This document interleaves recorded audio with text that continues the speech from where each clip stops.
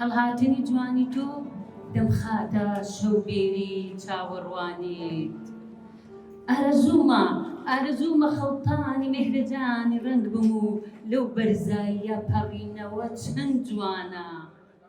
هەموو ئافرەتێک ژن کە بەڕاستی بەشدار بن لەو دیدارە و هەر ئافرەتێک لە دڵی خۆی با بڵێن تالەندێت چی هەیە، مۆهیبەتی هەیە، با بخینی و لە دوای ئەو تاڵندە ئەو مەوهبە لە دوای یان بکەوی هەتا بگاتە ئامانجی خۆی. قەدەرەکان هەندێک دوورن، چەند ڕۆژمان دەوێ بۆ ژنەوتن. ئێستا دڵم چەشنی لیمۆیەکە و لە تاو گوشین فرمێشتی ترش هەڵدەڕێژێت. بۆ بێ هیواییم ڕوون کردە ئاوەدانی، خەتای زەمەن نییە. دڵخۆشم کە کۆمەڵی ئافرەتی شایستە و بەتوانە بینم لێرە کە وشەکانی ئەخسۆتە خزمەتی ئافرەت و نەتەوەی کورد و میلەتەوانێ بە تایبەتی لەم سەردەمە پێویستمان بەوە هەیە هەنگاوی ژنانە زیاتر بنین، بایتر بەس بێ هەر پیا و ژنەکانمان لە ماڵ بێنە دەرێ و هەنگاو بنێن بۆ هۆنراوە، بۆ دیدار، بۆ کۆبوونەوەی ژنانە، کۆبوونەوەی سەنگین و سەلارەکان. تەڕتەڕ چاوەکانم لێ بنا، خۆم لە خەونی شیرینی کچەکەم دابینیەوە.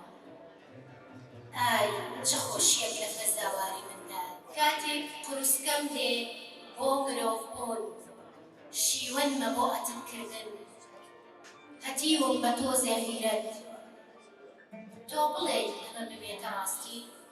بێگومان سوودی ئەم دیدارە لەوایە کە توانای ئەو ژنانە جارێکی تر زیندووە کاتەوە، جارێکی تر هانیان ئەدا بۆ بەردەوامی بوون، بۆ بە دوواداچوون، چکە خودی شعر خودێکە کە باس لە ئەندێشە و خەیاڵ دەکات و هەمیشەش ژن لەگەڵ ئەندێشە و خەیاڵی خۆیان دوو جەمسەری یەکگرت و پتە و دۆستایەتێکی گرنگیان هەیە پێکەوە و لە کۆڕێکی وا ئەو دۆستاییە تا زیاتر پتەوە بێت و ئەتوان گزارشتەکە بە تەواتی لەبەر.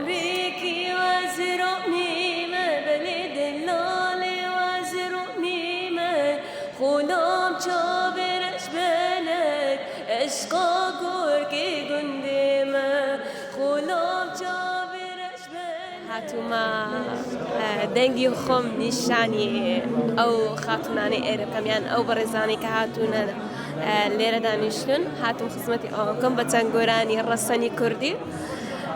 هیوادارم بە دڵتان بێت.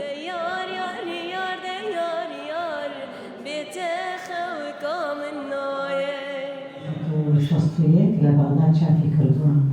ناوڕۆژ کتێبەکە برێتیە لە جیاوانە بێهودا و کارەسان. وێنەی گوڵەحات